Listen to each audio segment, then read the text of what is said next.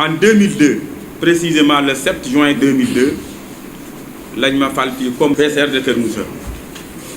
comme président communauté rurale ñu def ci 2 mandats ñu ñëwati avec l'acte 3 de la décentralisation ñu war a dem nekk maire bi ñu yóbboo ñu war a nekk maire yi ñu tàllaat population bi loxo vraiment ñu joxaat ñu loxo yaakaar naa nag ñetti mandat bu ñu la ko joxee am na yaakaar bu ñu am ci yow yaakaar boobu itam xalaat naa ne mosuñu tas seen yaakaar ñu ngi ciy jéem lu ñu mën dinaa ci ñëw léegi raison pour laquelle dama wax ne dañu nekkoon ci beneen parti di ci yëngatu muy PDS biñ ci nekkee ñun ñëpp ñoo àndoon ba ñu àndee aussi di ci liggéey doon gagné ba nga xamante ne président Macky Sall la ñëw na mu wooñu ñu toog waxtaan ak moom benn yoon ñaari yoon ñetti yoon 4e bi may dem dama wut seede kii laa àndaloon Pape Dougouma Thiombane nii mais liñ ko wax yépp mooy luy développer suñu gox parce que loolu moo tax ñun ñu dem ànd ak moom du intérêt personnel bu tax ñu dem ànd ak moom non ndax dañ ñu fal population bi am ci ñun yaakaar am lu ñu soxla ci ñun te la mu soxla ci ñun faw ñu ànd ak moom pour ñu mën ko am ñun waxtaan nañu ak population bi ñoom ñëpp waxtaan nañu ak chef de village waxtaan ak imam yi waxtaan ak jeunes yi femmes yi loolu def nañ ko pendant 2 ans ba ñi nga xam ne mën nañ leen convaincre mën nañ ci ànd ak ñun ñu ànd ak ceeg ñun ñeneen ñi nag ànduñ ceeg ñun c'est leur droit dañ leen koy considérer accepté nañu lool waaye ba ñu àndeek ñoom ñaari élection moo ñu fi fekk benn bi ndax 2010 la ñu le 10 juillet 2016 la ñu officialisé suñu dugg ci APR ñu def fi benn meeting de ralliement ñu dem élection référendum ñu ànd ci ñun ñëpp ñu gagné ko ñu jóge ci référendum bi ñu dem yeneen élection yoo xam ne c'est un peu spécial mais nag su fekkoonte noonu militants yi ànduñoo ak ñun duñ ko mën gagné dañu waxante dëgg muy élection au conseil des collectivités territoriales ñu dem ci gagné waat ñu ñëwaat élection législative yi nga xam ne moo passé barka démb vraiment population bi àndateeg ñun malgré tracasseries yeeg xeex yeeg complot yi mais yàlla dogal ñu gagné ko haut la main. performance la quand même te man ba fi ma toog maa ngi gëm ne présidentielle yi bu doon suba local yi bu doon suba dañ koy gagné.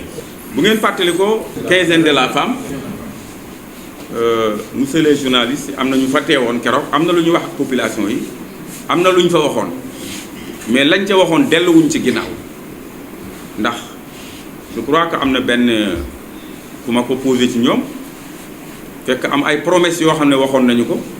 ne avant le 30 dëkk yi ñuy lim te amuñu courant ñëpp dinañu am courant dëkk yaa ngi nii. je pense que tey ñoom mën nañu tontul seen bopp waxoon nañ leen ay financement pour jigéen ñi dëkk yaa ngi nii mën nañu tontul seen bopp waxoon nañ ne daañu leen indil ambulance médicalisée dëkk yaa ngi nii mën nañu tontul seen bopp. c'est pour vous dire que man damay wax toujours ne ñun du ñu dige déedéet ñun du ñu dige lépp loo xam ne wax nañu ko day fekk déjà ñun am nañu yaakaar ne lii mën nañu ko def parce que wees nañu ak population bi. fu ñu leen di digge ci lii walla ci lële li ñu war a def tey mooy futteeku nag liggéey ba population bi nga xam ne am nañ ci ñun confiance bi ñu am ci ñun ñu mën koo gis parce que nag wees nañu foo xam ne élection day jot nga ñëw wax ak nit ñi pour bëgg a am seeni voix parce que nit ñi aussi seen maturité politique yegg na ci kaw xàmmee nañu kuy liggéey ak ku dul liggéey moo tax ma daan leen wax toujours ne liggéey bi ñuy def ci population man awma lu ma ci ragal parce que course de vitesse boo xam ne 100 mètres la ñun déjà dawal nañu 50 mètres ñu soog a joxe départ mais nañu wax dëgg yaakaar naa ne foofu lu tànk yi yéex balaa ñuy dab bu doon te la ñaari mètres la xanaa daañu leen ko rawee parce que ñun mësuñu jóg ci soxla askan wi mësuñu jóg ci wetu population bi ñuy liggéey ak ñoom donc jàpp naa ne bu ñu demee ba ay joute électorale ñëw mais population mënuñu lu ànd ak ñun population boobu ñu ngi leen di sant di leen gërëm. résultat yi dama wax ne li ñu amaloon solo mooy kenn lañ doon xeexal mooy Idriss Seck lañ doon xeexal pourtant wax nañu ma sax ne am na benn comploté bu ñu def ñi nekkoon PDS ñëw ànd ak ñi nekk réew yeneen parti yi ñoom ñu ànd ñu pour que ñu sànnil ñooñu malgré ñoom mais avec tout ça rawee nañ leen plus de 4400 voix parce que dafa am stratégie bu ñu doon doxal c'est normal c'est des politiciens kii bu demee kële dem de bu ñu tasee seen score du baax loolu lañ doon bëgg mais malheureusement dañu dugal seen bopp ci pax moo xam ne la leen fay génne du nekk lu yomb parce que finalement dañu mujj di xuloo ci seen biir xamoon naa loolu way donc score boobu xalaat naa ne 2014 bi ñu demee élection locale amoon nañu différence de 3000 et quelques voix mais cette fois-ci ba ñu xaajalikoo aussi terewul am nañu score boo xam ne moo ëpp boobu am nañu différence su 4400 et quelques voix voilà yaakaar naa ne daal performance bi nga xam ne am nañu ko performance la boo xamante ne mën nañ ci sukkandiku pour que mën a dem ci loo xamante ne ëllëg daañu ci am yaakaar bu rëy ndax tey mën nañu wax ne. la commune de Kër Moussa moo war a nekk locomotive du département de Thiès. parce que waxuma ne score bi ñu am kenn amu ko mais nañu parcourir les 12 collectivités locales yi nga xam ne gagné nañu leen yépp xalaat naa ne li nga xam ne moo am Kër Moussa amul fenn loolu nag vraiment mën nañu ko glorifier mën nañu ci sant yàlla bu baax. le fond du problème yépp mooy problème mu fil yi mais nag foofu dina am lu ma ci leeral tuuti occasion la woon rek pour yenn politiciens yi nga xam ne ñu ngi bëgg a siiw te demaguñu pour ñu mën koo jël def ko seen arme parce que loolu kese moo am mooy nekk arme boo xamante ne moom la ñu war a mën a téye pour wax ko nit ñi doon kese sax la ñuy wax ñëpp xam nañ ne du dëgg mënul nekk mais terewul ñu jël ko def ko arme boo xam ne moom la ñuy xeexe loolu aussi impacté na ci résultat yi nga xam ne moom la ñu am fii biir Kër Moussa moo tax sànq may leen li ñu perdal Kër Moussa mësuñu koo perdal Kër Moussa waxuñu ne yeneen parti yi ñoo tax mais nag lan moo ko indi problème mu fil-fili bi moo ko indi quoi qu'on dise moo ko indi parce que problème mu fil-fili bi am na ay arrestation yooyu yokk na ci indi parce que xale yi ñu arrêté seen mbokk yi ñoo fi ne te deret day sot quand même ça mën nañu comprendre loolu moo tax sikkuñu leen ci dara mais dëgg gi tey yaakaar naa ne feeñ na xam nañu bu fekkee ne wax nañu dëgg xam nañu fond problème bi nan la demee titre bi nan la demee taxawaay bañ ci war a taxawee ñoom ñëpp gisal nañ ko seen bopp mais nag xam nga mag mu taxaw ne jant baa ngi nii gisuma ko kenn mënu ci dara lii rek mooy li ci am. xam nga kooku aussi interprétation la woon interprétation bi am na benn presse bu fi ñëw daf ma posé benn question ne ma dañu wax ne naar bi am na 900 hectares. ma ne ko bu fekkee ne am na 900 hectares day fa ma xamee fa mu nekk bon yëg si ne ba ci commune bi fii dégg nga wax ci loolu laa wax 900 hectares su fekkee 900 hectares la am bon ñëw na ba ci commune bi fii voilà ñu fab ko yóbbu ko tasaare ko ne voilà maire ne na ñëw na ba ci commune bi. loolu nag la ñu fab jël ko di ko interpréter nu ne ñu wax ko c'était ça seulement mais nag tey xalaat naa ne suñu taxawaay. ci wetu population bi suñu position ak fil-fili ñoom ñëpp xam nañu ko ku gëmul xam nga ko parce que def nañ ci ay waxtaan waxati ci presse bi ñëw na fi ay yoon avocat yi ñëw nañu fi waxtaan nañ ci léegi lépp leer na mais nag ki bëggul dégg-dégg nag kenn mënu ci dara voilà. xam nga ñun du ñu def ay chantage jamais au plus grand jamais way mais loolu chantage la am naa ndam rek na ma jox mais su doon loolu. mais ñun ñëpp ñu laaj ndam président ba mu may jox pal fekk defaluma ko dara bon nañu toog xaar ko rek su fekkee réew mi moo ñu tax a jóg man tey li ma ëppal solo tey président bu ma doon defal su ma ko doon teg baaraam dama ko naan sama yoon yi nañ ko defar dëkk yi nañu am ndox nañu am courant femmes yi nañu am financement te loolu dina ko def loolu rek la ñu soxla mais ay chantage yooyu ñuy def non non non. nga problème mu Thiès. problème la boo xam ne dafa yàgg yaakaar naa ne yéen ñi toog fii yëpp histoire u Thiès du ma leen ko jàngal mais bu fekkee ne jàngat nañu résultat yi ci élection yi fi jàll je pense que Thiès ñu ngi progressé wu mais liggéey bi ba léegi comme ni ko ñëpp a xamee des na ñun aussi xam nañu ne tey bu fekkoon ne élection dañ ko demoon tey avec score bi ñu am ak pourcentage bi ñu am dañuy yóbbu président deuxième tour kooku moom c'est sûr mais loolu aussi dafa am liggéey bu mu laaj ndax lu mu bon ren Thiès ci élection yi di moins am na benn avancée benn percée boo xam ne def nañu ko par rapport ak yi passé liggéey bi nag des na gis nañu ko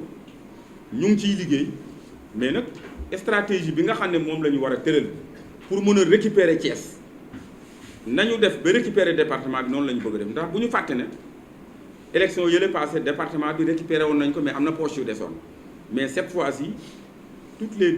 12 collectivités locales yëpp récupéré nañu leen donc liggéey boobu dinañu ko def ànd ci ak waa Thiès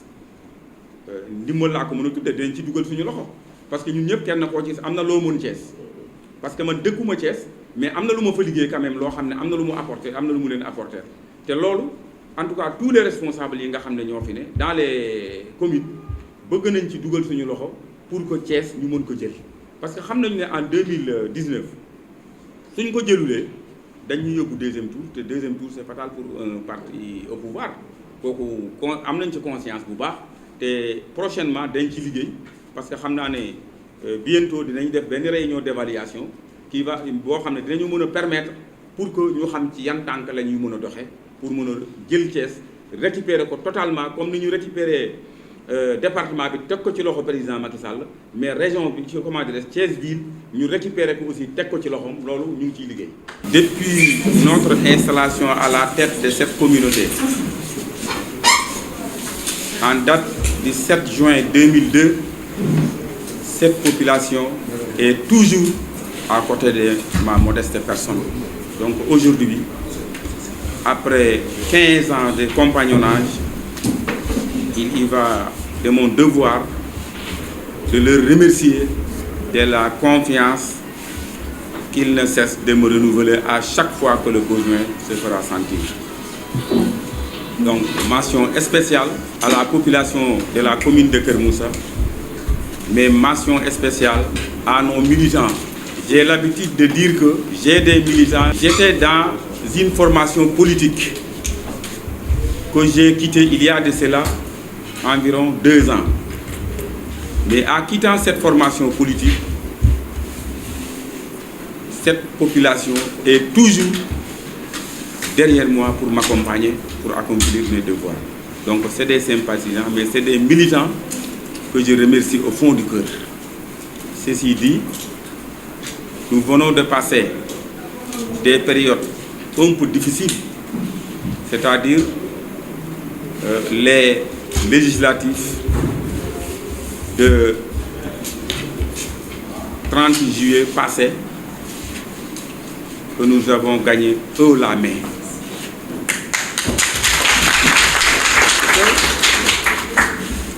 À Keur Moussa, il y a plus de 14 000 inscrits. Le nombre de votants avoisine au moins 12 à 10 000. Nous avons obtenu pour tout 6 336 voix. En devançant notre concurrent, parce que nous n'avions qu'un seul adversaire, c'est Manko Wattu Sénégal, qui a obtenu au moins 1800 voix, donc nous l'avons devancé de 4400 et quelques voix. Pourquoi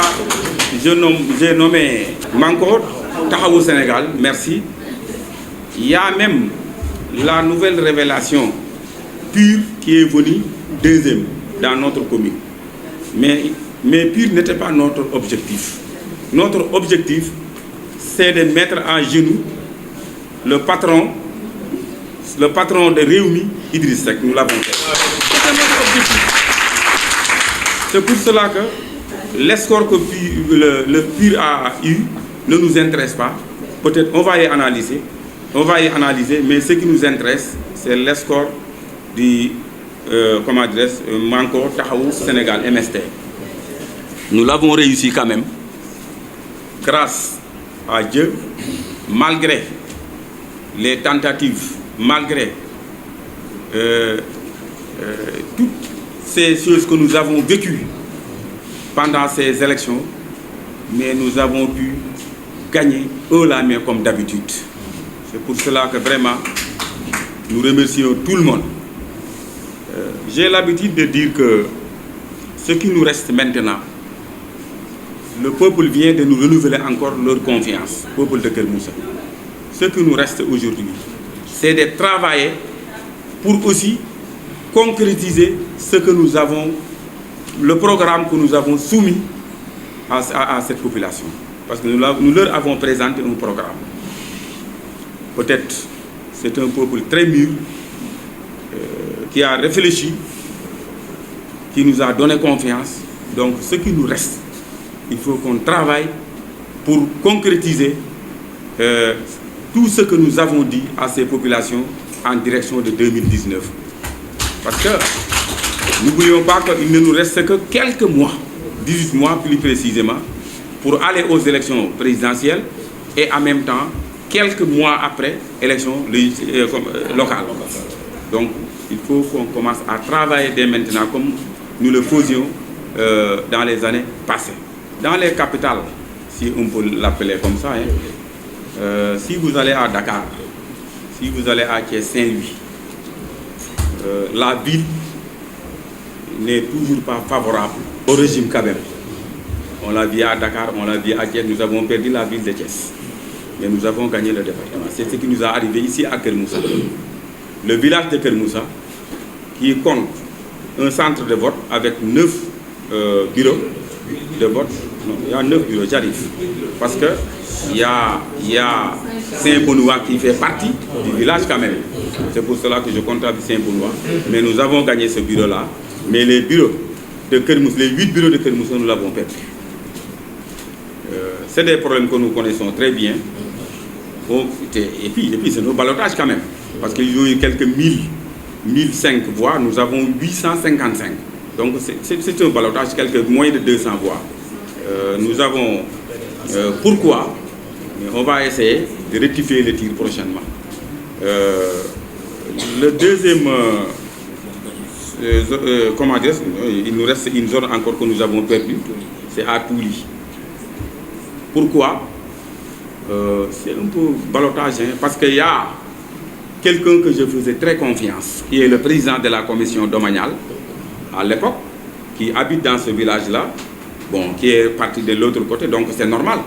Parce que moi, j'ai l'habitude de dire que quand on me bat dans mon propre bureau, moi, je démissionne. Donc, il a raison. Là, nous avons perdu. Mais à part ce village-là, tous les 36 villages qui restent, nous l'avons remporté et haut la main.